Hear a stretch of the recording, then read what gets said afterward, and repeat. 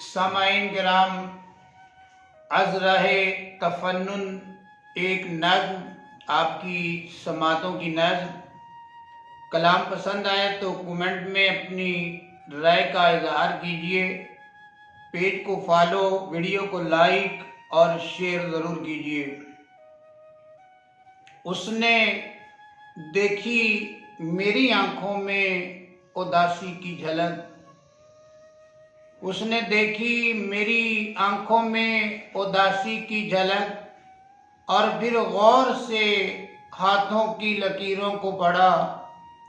मेरे बालों में उतरती हुई चांदी देखी। चंद लम्हे वो ख्यालों के भंवर में डूबी। चंद लम्हे वो ख्यालों के भंवर में डूबी। फिर वो अफसोस भरी नजरें उठाकर मेरी जानिब सर्द सी आह लिए देख के मुझको बोली, लग रहा है मुझे उस्ताद बेचारा कोई, लग रहा है मुझे उस्ताद बेचारा कोई।